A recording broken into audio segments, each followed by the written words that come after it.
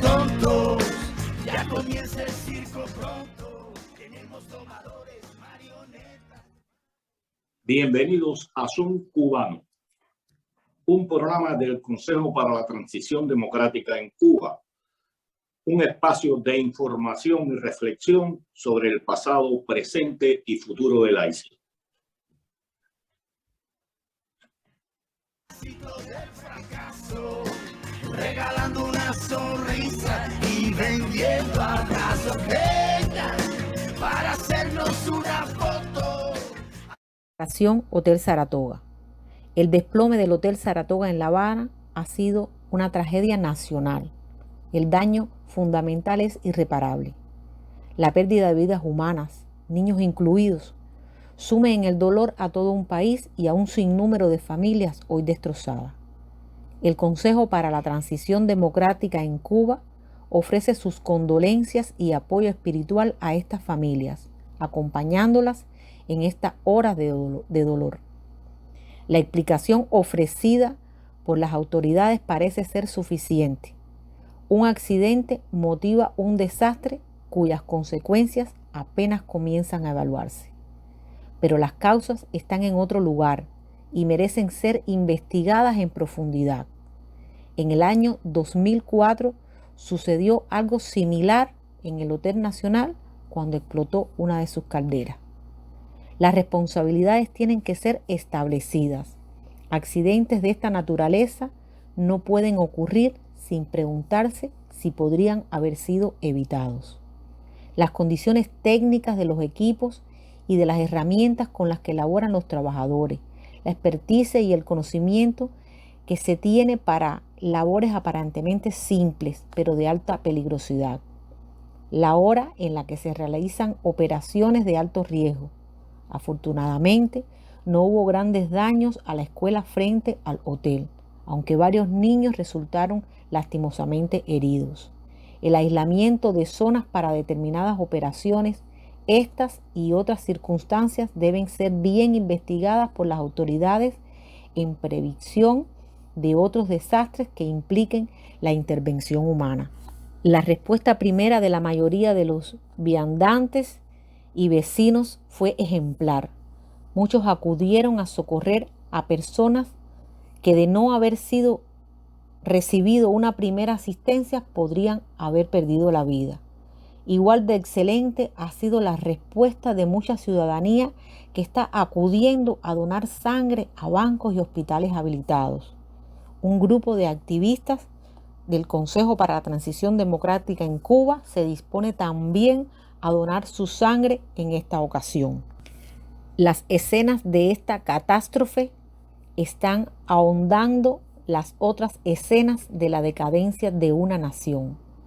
Están abatiendo además a un país ya reprimido por las carencias y la división.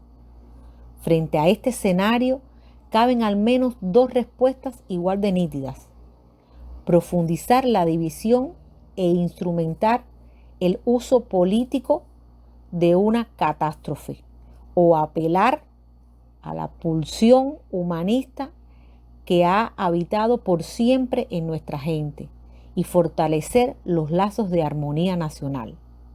El Consejo para la Transición Democrática en Cuba opta por esta segunda respuesta junto a la familia cubana. Cuba está necesitada de buenas noticias y de buenas decisiones que valoren y consideren profundamente la elección del mejor camino a seguir para aliviar el sufrimiento añadido que supone esta tragedia, con responsabilidad. Muchas gracias, Sara Cuba Delgado. Bienvenidos a esta nueva emisión de Son Cubano. Me acompaña, como siempre, mi amigo y colega Hernán Alberro desde España. Y desde acá, desde La Habana, Cuba, les habla Pedro Acosta Peña. ¿Qué tal, Hernán? Hola, Pedro, ¿cómo estás? Buenas tardes. Oye, bueno, el programa de hoy va a versar sobre las intervenciones militares cubanas en América Latina. Tuvo su participación en Asia y en África. Algunas se diferencian En América Latina fue más entrenamiento de guerrilleros y pequeñas intervenciones militares y ayuda en armamento que no eran tan costosas hasta cierto punto desde ningún tipo de vista, ni desde el punto de vista económico, ni desde el punto de vista de pérdida de vidas humanas, como lo fue África, porque para América Latina aprovecharon el material bélico que existía aquí de los Estados Unidos, del ejército de Batista, y lo envió a diferentes lugares. Un ejemplo es, ahora no recuerdo el nombre del general panameño que murió, que fue presidente de Panamá, Omar Torrijos. En el año, un ejemplo, en el año 1978, agosto de 1978, el avión C-130 del presidente panameño vino a Cuba sin asiento, forrado en una bella piel de conejo, y se le descargaron o se le subieron, se le cargaron 2 rastras de aquellas que eran cerradas de armamento militar procedente de los Estados Unidos, que estaba acá en Cuba, con los números y las líneas, o sea, los números de identificación borrados. Fue un cargamento importante y se hizo, como decía, en agosto. O sea, utilizó y comprometió a muchos países. Mira, Omar Torrijos se comprometió, Panamá se comprometió en esto. Pero en África la cosa fue muy diferente. Pero antes de hablar de África, voy a tocar una participación cubana de la que prácticamente no se habla, ni Cuba hace alusión a ello, y es la intervención de los tanquistas cubanos. 800 tanquistas cubanos fueron enviados en 1973, en noviembre, a Siria para combatir en las alturas de Golán. Se suponía que ellos utilizaran los cubanos y al frente de ellos iba el comandante. En aquellos momentos se hacía ese cargo el comandante López Cuba, que era especialista en tanques, y se pensaba que los cubanos utilizaron los T-34 y los T-50, y no recuerdo el número, soviéticos que estaban ahí en Siria, pero demoraron en llegar y prácticamente estaba destruida la flota, la fuerza aérea, la fuerza cuchillo aéreo, la fuerza terrestre de tanques de Siria, y los cubanos de inicio se dedicaron a repararlos, y cuando fueron a participar ya prácticamente la guerra estaba concluyendo y se estaban firmando los acuerdos de paz, y de allí Cuba no tuvo ni una baja. O sea, y de eso se habla muy poco. Fueron 800 hombres enviados a Sahel. Pero pienso que un caso sui generis de cómo Cuba era capaz de comprometerse y de enviar hombres y soldados cubanos a pelear y a dar su vida en cualquier lugar, fue la primera intervención a gran escala de Cuba, que fue en Argelia. En aquellos momentos estaba de embajador de Cuba en Argelia, Papito Cerguera, el comandante Papito Cerguera, y estaba Ben Bella, que estaba de presidente, y ya había empezado el litigio, la guerra con Marruecos. Y se acerca a Ben Bella, le habla a Papito Cerguera de la posibilidad de que Cuba ayudara. Ya Fidel y Ben Bella se habían conocido anteriormente. Y hay que reírse cómo se juega con la vida y los recursos de un país. Papito coge un teléfono, llama a las oficinas del Comité Central. Fidel no estaba en esos momentos ahí, estaba por Villa Clara. Recordar que en esos finales de 1963, noviembre, Cuba se estaba recuperando del huracán Flora, que había costado 1.400 vidas a este país, y que en esos momentos Marruecos había hecho un convenio económico de Cuba para comprarle 1 millón de toneladas de azúcar por varios años, que representaban 180 millones de dólares en aquella época. No sé cuántos miles representaría eso.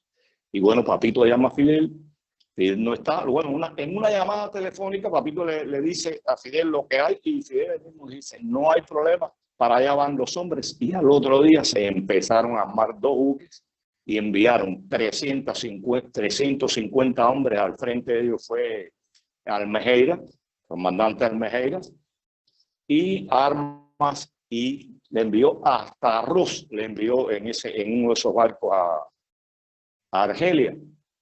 lo más lindo de todo esto, se hicieron muchas cosas, se hicieron muchas leyendas, que si cuando los árabes se ponían a rezar, los marroquíes, este hombre Efigenio avanzó las tropas cubanas.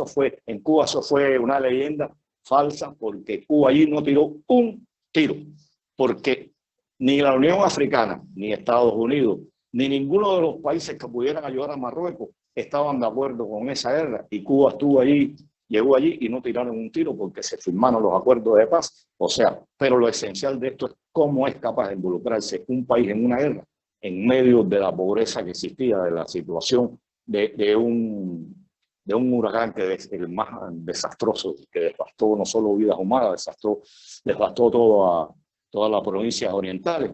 Se es capaz de decir a combatir, se ha dicho. Es un caso raro de esto. No sé si quieres decir algo al respecto de esto, Hernán, alguna pregunta que pueda yo... No, ¿sabes qué pensaba, Pedro?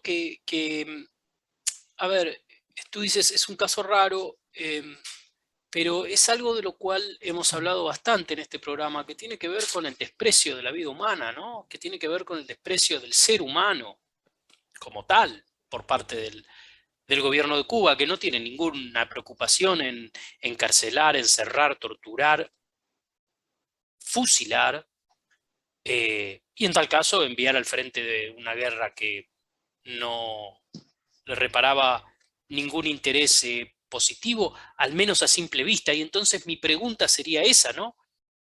¿Por qué?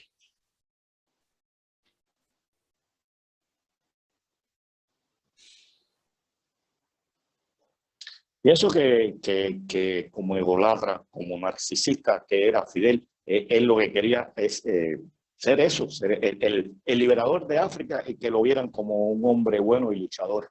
Y esa grandeza que siempre lo acompañó, lo impulsaba a hacer esto a costa de cualquier sacrificio, de los que él, su familia y los grandes jefes de este país se han sentido exentos siempre, han vivido todos como burgueses a costa de este pueblo. Y el ejemplo más grande fue lo que sucedió, la guerra de Angola, una contienda de 15 años que costó más de 2.000 vidas a este pueblo. E incluso recuerdo que en el primer congreso del partido, cuando Fidel da a conocer esto, dice que si esa participación cubana en Angola le costaba al país un año, un quinquenio de arraso en la economía, bien valía la pena. O sea, ahí está el desprecio de la economía, y que privilegiaba más su posición y su ayuda a otros países. Siempre ha sido así, Hernán, no hay nada nuevo. Él ha priorizado siempre más la ayuda a otros países que la situación interna de Cuba. Y en Cuba, yo escribí algo sobre eso, tuve unos años, y yo calculo, porque allí pasaron por Angola alrededor de 450.000 cubanos durante 15 años. Se le pagaba un salario en este país, ahí nos daban desayuno, almuerzo, comida, ropa, el cigarro nunca nos faltó. Fidel habló, incluso se le fue un dato, tratando de comparar a España, no me acuerdo en qué situación se había involucrado España y había tenido un accidente. Sin embargo, él puso el ejemplo que a Angola Cuba había dado más de 1.500 viajes de avión, y cuando usted saca cuenta son unos cuantos millones, y la guerra de Angola debe haberle costado a Cuba más de 20.000 millones de pesos, independientemente de la ayuda que le hubiera brindado Rusia, la Unión Soviética, porque se dio fundamentalmente en armas. Los armamentos que se usaron ahí procedían de la Unión Soviética, que los repuso a Cuba. Pero las vidas de estas personas, lo que se dejó de producir en el país, que eso cuenta también, las regalías que se hicieron acá, que eran pocas, porque lo que nos daban, por ejemplo, yo participé allí, lo que me dieron fueron 150 pesos cubanos, pero usted multiplica, y eran en escala, ¿no? Los oficiales, me dieron un simple soldado, son unos cuantos millones. Y tristemente le importa poco este sufrimiento del pueblo, que Cuba no mandó el cadáver de ningún soldado cubano hasta terminada la contienda, cuando hizo aquella operación Tributo, y tuvo 15 años, o 10, o 5, o 8, a los familiares de estos mártires, de estos que murieron en Angola, esperando para rendirle los honores que se merecían, y al final hizo el gran show que siempre lo caracterizó, hizo, como ¿no? Le puso, como te decía, Operación Tributo, y se derramó mucha sangre, mucha lágrima y mucha sangre cubana, y lo estuvo allí durante 15 años. Siempre ha sido así. Después se inmiscuyó. En definitiva, se pensó que en Angola se iba a implantar el comunismo, y resulta que Dos Santos es más capitalista que cualquier otro, y ha vivido, y lo que existe en Angola es un capitalismo, las empresas siguen allí, o sea que Cuba pudo haber contribuido a la liberación de Angola, pero Angola estaba liberada ya y tenía fuerzas ahí. Nos inmiscuimos en los asuntos internos de Angola, y un ejemplo es que el actual presidente angolano, no recuerdo el nombre en estos momentos, pidió disculpas al pueblo angolano. Intento de golpe de Estado en mayo del 77, las tropas cubanas y las tropas angolanas. Y hay que decir algo, quien dirigía las tropas, tanto cubanas como angolanas, en Angola, era Cuba. Cuba era quien dirigía esto. Y bueno, después nos inmiscuimos en Argelia a defender a un personaje que está sancionado, que es Mengistu Haile Mariam, que está sancionado en ausencia a pena de muerte por crímenes de lesa humanidad. Y también nos inmiscuimos en asuntos internos de este país, la lucha por el Ogaden.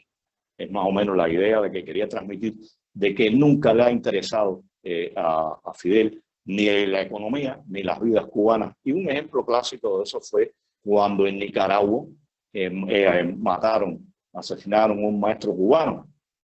Empezó a mandar más maestros hacia Nicaragua, hizo una movilización, hizo compromiso y mandó más personas a Nicaragua. Y lo vemos también, que no tiene nada que ver con lo que estamos hablando, pero sí tiene que ver con la esencia, que cuando hay un conflicto internacional en el Cuba no está inmiscuido, los países retiran a su personal diplomático. Cuba no lo hace, se quedan allí. O sea que es un desprecio total por la economía y la vida de la gente que dice que ellos defienden. Es lo que tenía que decir respecto de esta situación. Si tienes alguna otra cosa. No, Pedro. También en África se participó en diferentes guerrillas. ¿Sí? Dime. No. Primero tenía una pregunta, ya que contabas tu experiencia, que es, ¿qué le decían a los soldados cubanos? ¿Por qué iban ahí? Mira, yo estoy escribiendo algo, un testimonio, ¿no? Y no sé, lo que se nos decía era apagar nuestra deuda con la humanidad. Y yo fui a Angola con 23 años, un poco con toda la euforia aquella que existía de la Cuba buena. Y yo me decía, bueno, ¿qué deuda con la humanidad tenemos nosotros? Nos decían que estamos defendiendo Angola de la intervención de Sudáfrica. Pero es que Angola era libre y lo que estaban haciendo los sudafricanos era ayudando a Savimbi, cada país ayudó a diferentes movimientos allí. Y cuando tú llegabas a Angola, el desconocimiento era total, o sea, de lo que sucedía, de lo que pasaba. Allí no te hablaban de por qué debías estar o no debías estar allí, sino que cumplieras órdenes, que tomaras una posición, que hiciera, o sea, no había un trabajo político, era ordeno y mando en relación a eso. Y hay una cosa curiosa que te decía, que quien mandaba en Angola era Cuba. Recuerdo que se dio una situación a finales, hubo una situación seria entre las Fuerzas Armadas angolanas y la policía angolana. Hubo muertos ahí, específicamente en Salabandeira, no sé el nombre que tiene esto, bien al sur.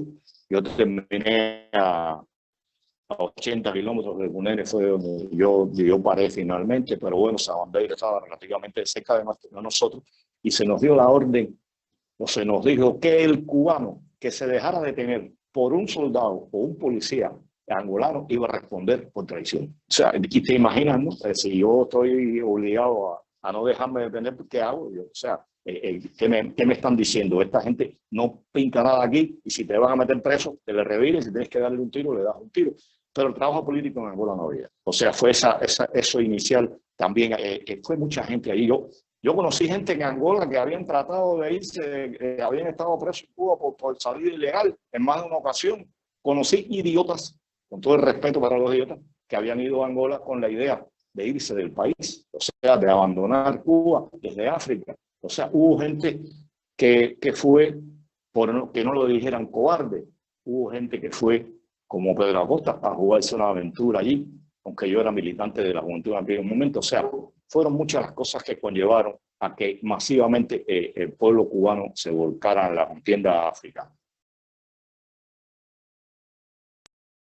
Pedro, recién mencionabas el caso de Nicaragua y luego vamos a tener una conversación con María Huerlau, que ha estudiado el tema de la intervención de Cuba, no ya militar, de inteligencia, de guerrillas, de lo que fuera, ¿no? De paramilitar, como dice ella, en América Latina. ¿Te parece que hagamos un corte aquí, pongo un poco de música y volvemos con María?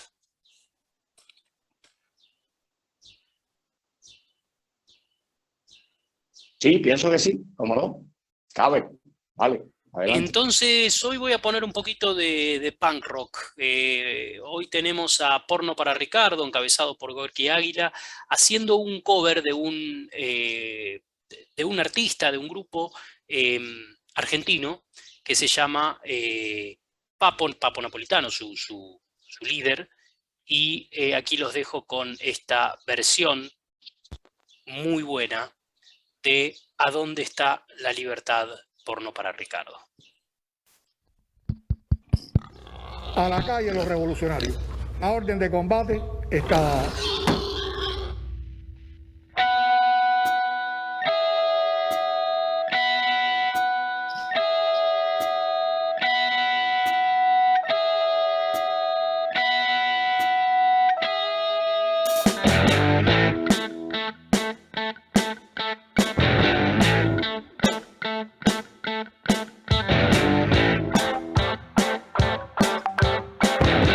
¿A dónde está la libertad?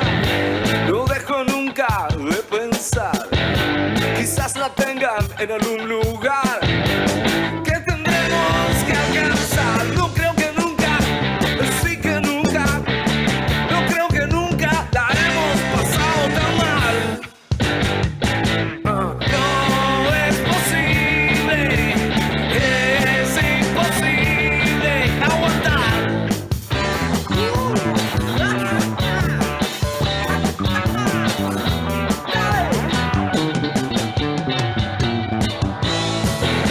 El otro día me quisieron matar con ametralladora. Brr, pa, pa, pa.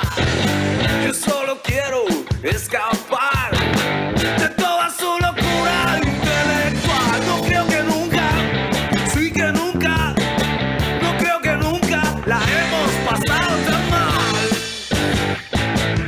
Es imposible, no es posible aguantar.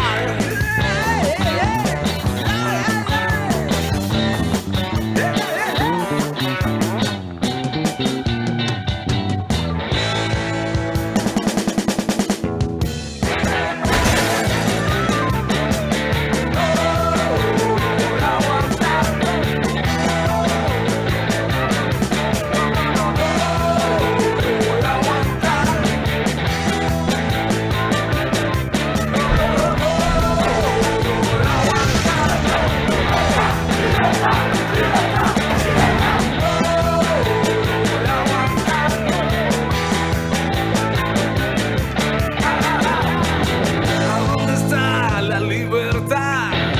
No dejo nunca de pensar. Quizás la tengan en algún lugar que tendremos que alcanzar. No creo que nunca, sí que nunca, no creo que nunca la hemos pasado tan mal. Es imposible. Bueno, y ahí estaba Porno para Ricardo, con un video elaborado por el cineasta Miguel Coyula, también amigo de la casa. Era antes de que le den la palabra a María. En mi casa existía una paladar desde hace muchos años y uno conoce gente de derecha, de izquierda, de centro, y la gente en estos lugares, que vive en un lugar de esto, tiene dinero y un poco deja el comunismo a un lado. Y conocí a un teniente coronel del DTI, Departamento Técnico de Investigación, que estaba radicando, o sea, estaba trabajando en Nicaragua, en Venezuela. Hice determinada hora amistad con él y le decía, tú estás asesorando. Me dijo, no, Pedro, nosotros estamos dirigiendo allí no solo la inteligencia, la contrainteligencia, sino el departamento de investigación, la criminalística. O sea, en países como Venezuela y Nicaragua, Cuba dirige todo. No te voy a hablar un poco de las Fuerzas Armadas de Nicaragua, pero no te quepa duda que Cuba está dirigiendo que en Venezuela, donde Cuba planta pies como lo hizo en Angola, como lo ha hecho en Venezuela y como lo está haciendo en Nicaragua, planta bandera y dirige al país hasta económicamente en muchas ocasiones. Dirigirlo económicamente es una risa, ¿no? Lo destruye también económicamente. Creo que Venezuela es el ejemplo más clásico de cómo se puede destruir un país poderoso como eso, siguiendo los consejos y los dictados de Cuba. Y en el día de hoy, para hablar de este tema, nos acompaña María Werelao, fundadora y directora de Archivos Cuba. Buenas tardes, María. Buenas tardes, saludos. ¿Qué pudieras decirnos con relación a la participación de Cuba en diferentes países de América Latina? Y me refiero, claro está, a intervenciones de carácter militar. Bueno, hay mucho que decir. Se podrían, yo creo que escribir muchísimos libros sobre esto. Y yo he sido estudiante de este fenómeno por muchos años. No puedo decir que soy experta, porque requeriría un nivel de investigación muy profundo que me encantaría hacer, ¿no?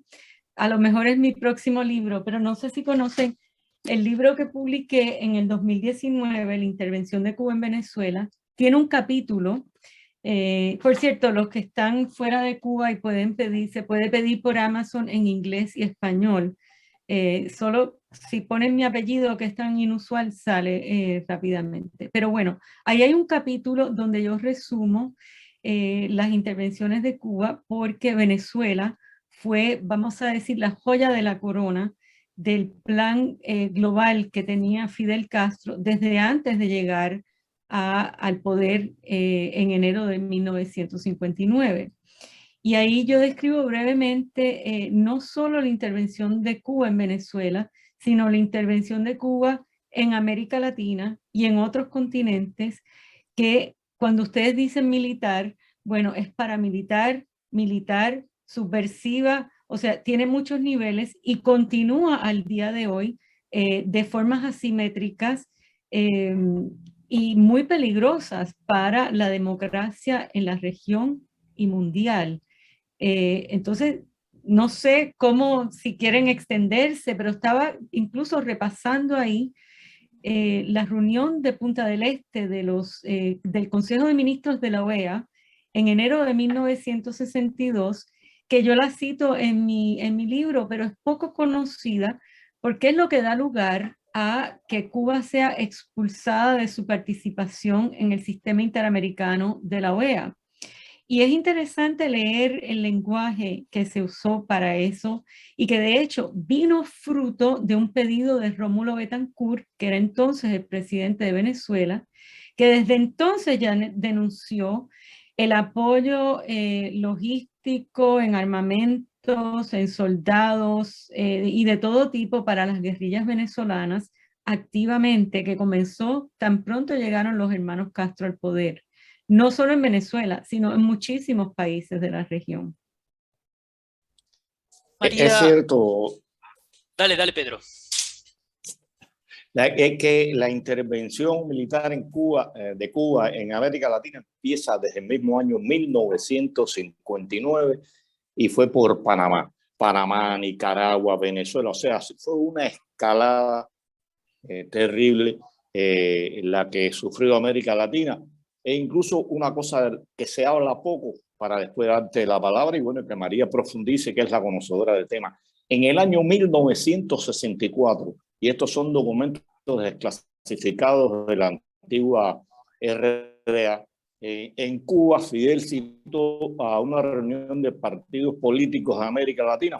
Los presidentes, los dirigentes de estos partidos le dijeron a Fidel que había hecho mucho daño entrometiéndose en los asuntos internos de otros países. Prácticamente le dijeron, no te metas más en lo que no conoces y en lo que no sabes. Y bueno, quería puntualizar esto y bueno, para precisar algunas cosas. Hernán.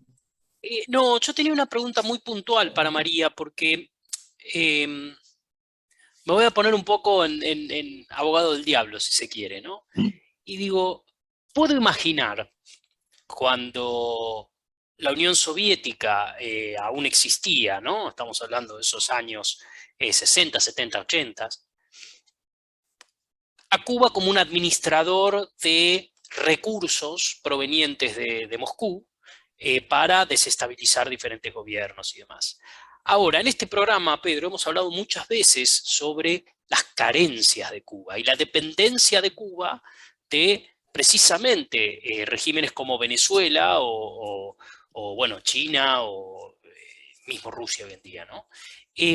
Entonces me pregunto, ¿con qué recursos puede Cuba buscar desestabilizar a regímenes importantes o lo que fuera, ¿no? Pero digo, Venezuela, hoy muy venido a menos, era una democracia y una de las economías, digamos, entre las primeras 5 o 6 economías de la región, ¿no?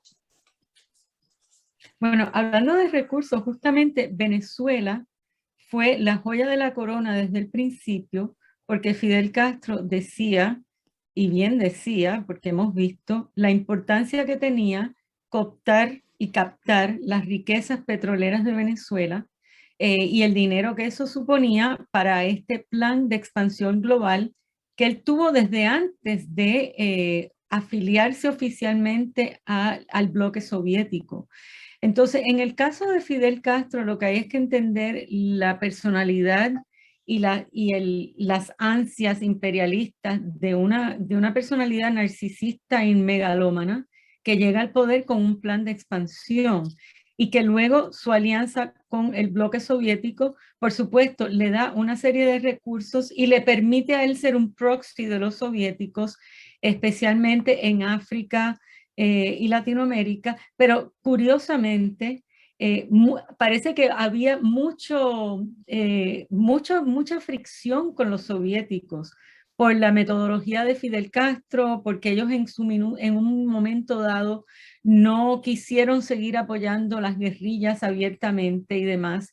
Hay 2 libros muy importantes, yo creo, para el que quiera entender este fenómeno, que como les digo, yo no soy experta porque eso requiere adentrarse y profundizar a un nivel de país que vale la pena hacer, ¿no?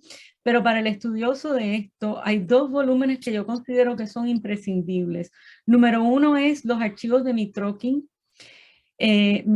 Vasily Mitrokhin fue el, vamos a decir, bibliotecario principal de la KGB durante muchos años, y durante 11 o 12 años estuvo sacando documentos y tomando notas de los documentos que le pasaban por al frente. Y los tenía en una dacha cerca de Moscú. Él se retira de la KGB antes de la caída del comunismo soviético. Y cuando ya se desmorona la URSS, toma un tren y se va, me parece que fue a Lituania. Si no fue Latvia, fue Lituania, ahora no recuerdo bien. Le toca la puerta a los americanos que no le hacen caso y le toca la puerta a los británicos que sí le hacen caso. Y eventualmente los sacan con su familia y 2 contenedores de documentos. Entonces, yo creo que el resumen de los archivos de Mitrokhin que está publicado está solo en inglés, pero hay 2 volúmenes y el segundo volumen es sobre la lucha por el tercer mundo. Y Cuba juega un rol sumamente prominente ahí y hay mucho detalle sobre la lucha de los países y demás. El otro volumen que yo creo que existe en español es el de Juan Joffre, Fue Cuba, que saca de los archivos de la antigua policía secreta checa y de los servicios de inteligencia checos, porque Cuba y la antigua Checoslovaquia tuvieron una relación muy estrecha vamos a decir, se utilizaba mucho Praga para pasar los guerrilleros que estaban siendo entrenados en Cuba y los partidarios del Partido Comunista por Praga para entonces salir a los distintos países de la región. Y hay mucha documentación muy interesante, aparte, por supuesto, de los testimonios directos que hay de altos desertores del sistema cubano, que no son tantos. Y curiosamente me estaba leyendo, anoche terminé este libro, que no es de un desertor de la inteligencia, se llama Misión y Escape durante la Guerra Fría. El autor es Héctor Aguililla. Yo tengo una biblioteca bastante extensa de desertores que hablan sobre estos temas, ¿no? Este es no lo conocía porque no era desertor de la inteligencia, era del MINREX, del Ministerio de Relaciones Exteriores.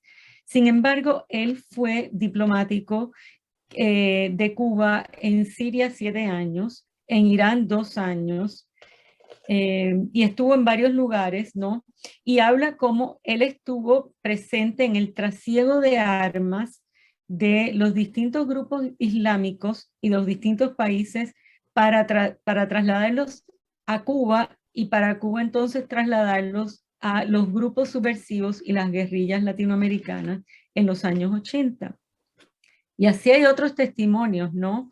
Lamentablemente hemos perdido a 2 de los expertos en esto en los últimos años, Eugenio Yáñez, que también era del MINREX, me parece, y Benemeli, Juan Benemeli, que también fue, que estuvo en África y demás. O sea, se puede hilar de muchas fuentes, ¿no? El rol de Cuba, pero el rol de Cuba comenzó inmediatamente después de llegar los hermanos Castro al poder, y curiosamente el 23 de enero, 15 días después de que Fidel Castro entró a La Habana, triunfante después de la salida de Batista, la huida de Batista el 1 de enero, o vamos a decir el 31 de diciembre del 58, Fidel está ya en Caracas, Venezuela, invitado por la Confederación de Estudiantes Universitarios al primer aniversario del derrocamiento de Pérez Jiménez, que había sido dictador venezolano por muchos años.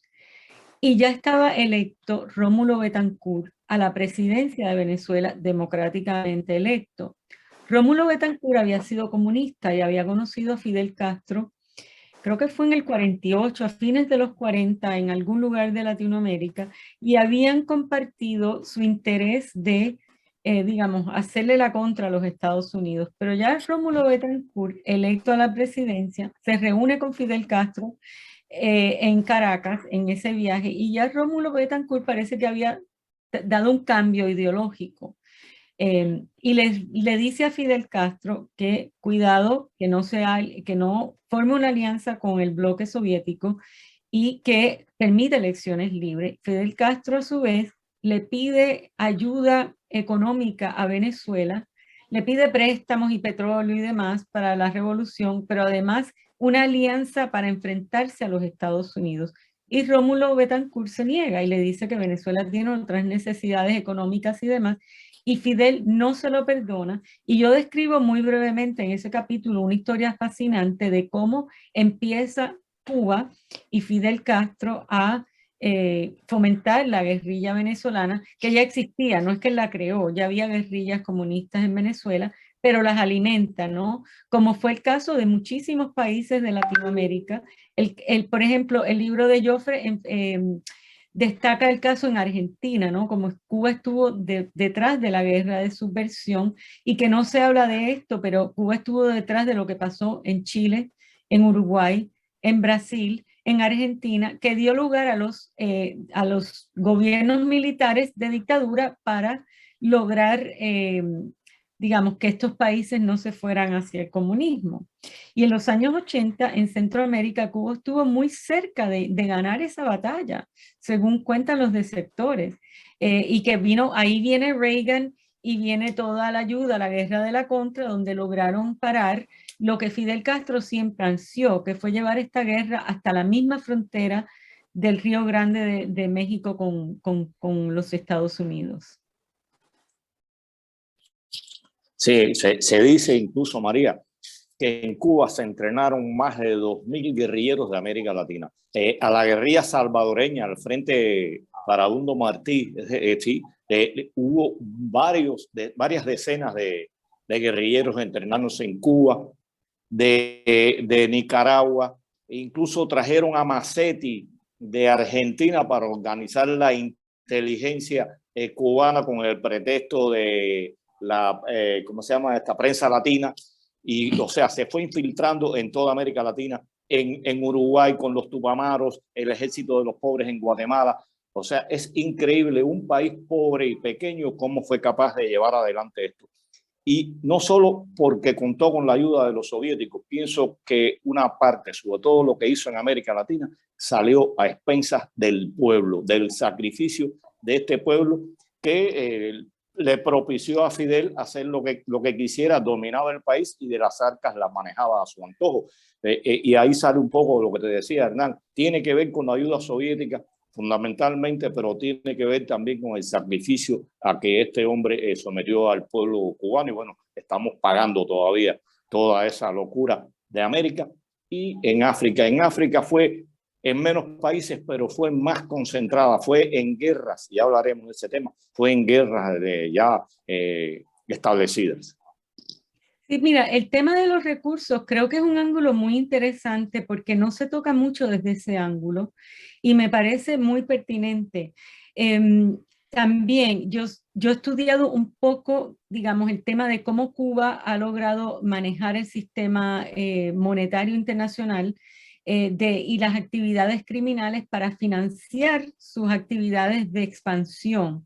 Y en el año 2005 publiqué un trabajo que solo se publicó en inglés, que era sobre el conglomerado de Fidel Castro Internacional, ¿no? Que luego lo citó la revista Forbes, y fue cuando le subieron la partida a Fidel Castro y se volvió medio loco y fue a la televisión muchísimas horas y mencionó este trabajo porque parece que el nuevo Herald llamó a la Forbes y dijeron que una de las fuentes era ese trabajo. Entonces, yo sé que un periodista español lo publicó, pero nosotros no hemos publicado la traducción. No, él lo hizo traducir en Cuba, él estaba cubriendo Cuba. Ahí yo describo, digamos, lo que debiera ser el inicio de una investigación profunda sobre la participación de Cuba en todas estas actividades criminales y doy ejemplos concretos de sectores que llegaron con maletas de dinero para los palestinos, cómo hubo distintas,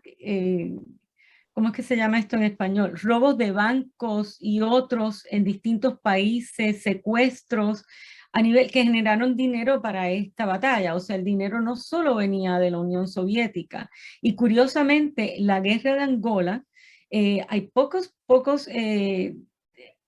personas, pocos expertos en la guerra de Angola han publicado el hecho de que Cuba le pagaban por soldado.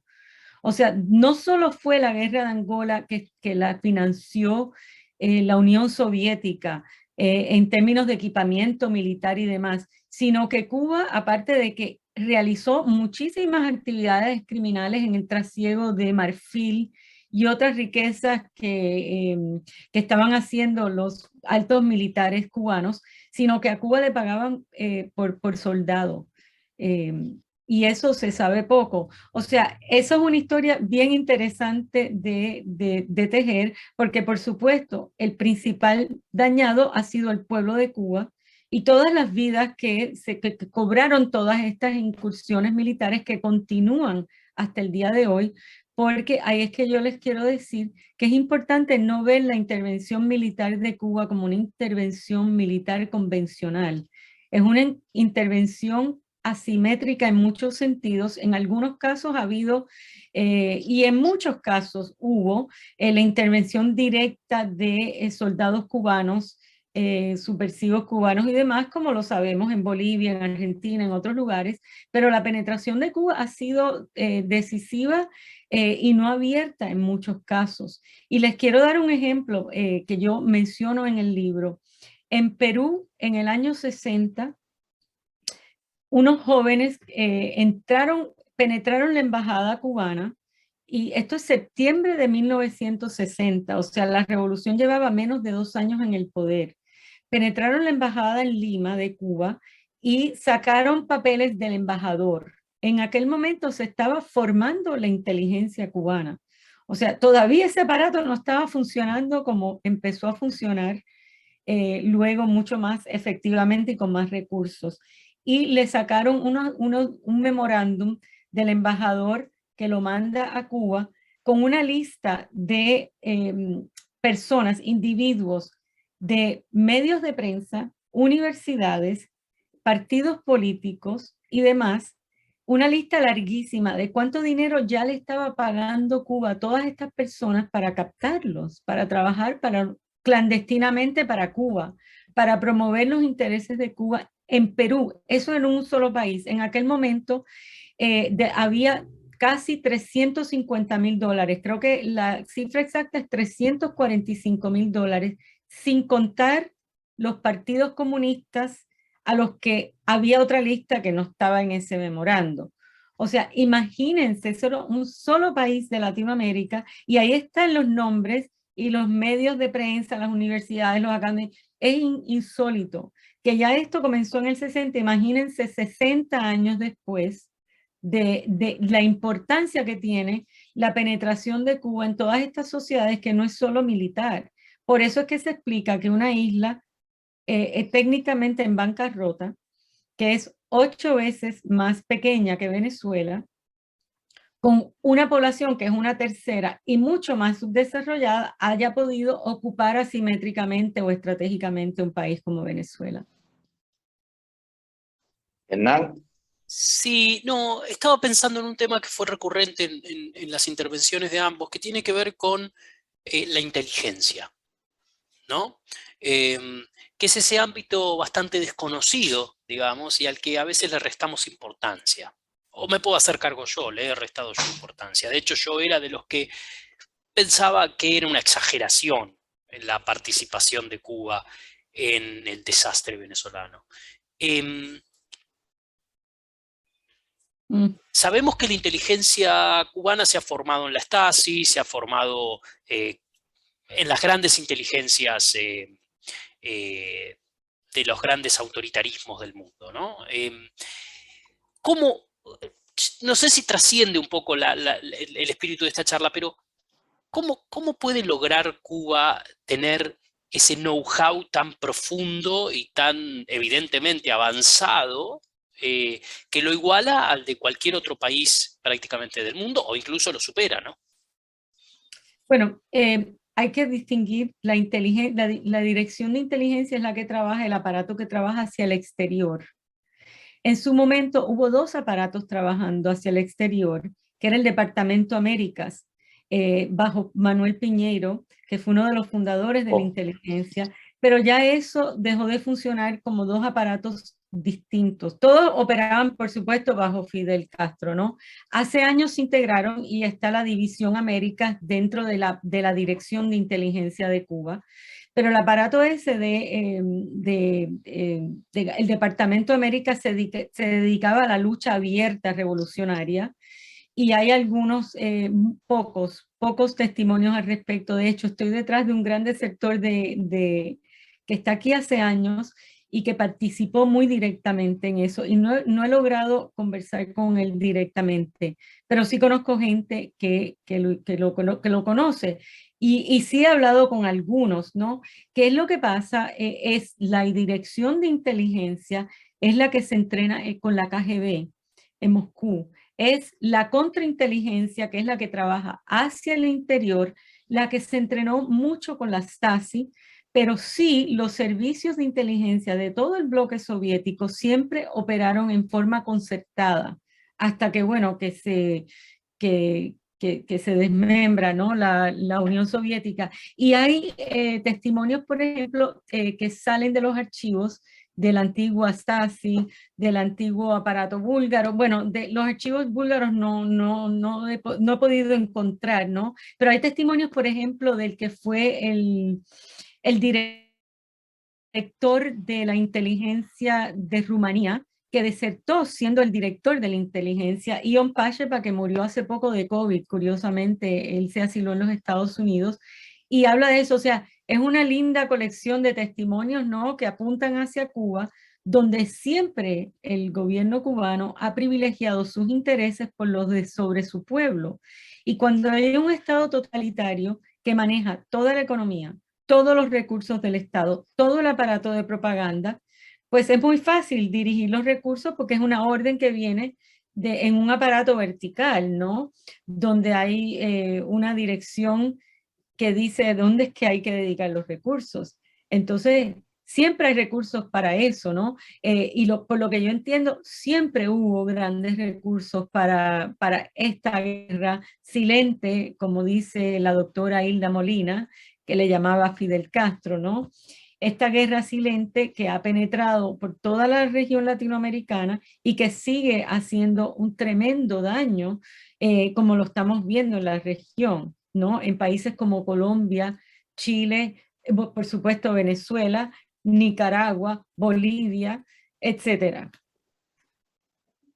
Mira, María Hernández, María dijo algo ahí. Cuba no escatima recursos para la inteligencia y la contrainteligencia. Y precisamente por venir de una onda vertical, en Cuba se da una colaboración muy fuerte entre la inteligencia y la contrainteligencia. Y llega un momento en que a veces hacen funciones una y otra comunes en función de la inteligencia y en función de los recursos, y lo vemos ahora con la situación que tiene el país, la represión que existe interna en Cuba, la cantidad de recursos que está dedicando el gobierno para contra nosotros, y hacia el exterior ha sido igual. Los recursos nunca han faltado, además la colaboración que siempre existió en el campo socialista, bebieron de esa fuente y se entrenaron de esas fuentes de inteligencia y contrainteligencia rusas, alemanas, incluso tuvieron una pequeña colaboración de inicio con Israel. Recuerden que Cuba de inicio tuvo cierta colaboración con Israel hasta que en los años 60, finales de los 60, se rompen estas relaciones. Incluso los israelíes estaban ayudando a Cuba al desarrollo de los cítricos en el país. Sí, yo entiendo, por ejemplo, que históricamente la colaboración de la inteligencia, la dirección de inteligencia y la contrainteligencia en Cuba es para vigilar a los diplomáticos, a los académicos, a la gente que va de viaje, que son intereses para captar. Eso ha sido históricamente así. Luego del derrumbe del bloque soviético, yo sí creo que ya esos lazos con los rusos se han vuelto a reconstituir y hay acuerdos importantes militares, estratégicos y demás, económicos, que se vio, al principio se vieron afectados y luego se volvieron a reconstituir, y especialmente porque Cuba cumple un rol muy importante en la visión de Putin de crear un mundo multipolar, etcétera, y Cuba es una puerta que se ha abierto, pero Cuba entonces afianzó sus lazos con Irán, Norcorea, China y otros actores no estatales en lo que se dan unos carteles de criminalidad, del crimen organizado, que además comparten inteligencia, métodos, etcétera. Y ese es el nuevo, digamos, la nueva constitución de lo que antes era un bloque soviético de la Guerra Fría bastante identificable, ahora se ha convertido en esto, ¿no? Esta suerte de actores estatales y paraestatales cuyo interés es, número uno, crear fuentes de recursos, etcétera, para mantener a esos gobiernos autoritarios en el poder, y número dos, derrocar o retar a los Estados Unidos y al capitalismo liberal. María, muchas gracias. Sabemos que tenés que irte. Te agradecemos mucho esta participación en Zoom Cubano Y bueno, esperamos poder invitarte en una próxima vez a seguir conversando sobre este y otros temas. Encantada, gracias y muchos saludos a los dos. Suerte con el programa. Chao. Gracias. Chao. Bueno, creo que pienso que hemos sido amplios en la participación de Cuba en diferentes modalidades militares en América Latina, en África y en Asia. Y quería darle las gracias a María Bueralao por su intervención en nuestro programa y nuestro Zoom cubano. Un saludo a todos. Hasta la próxima.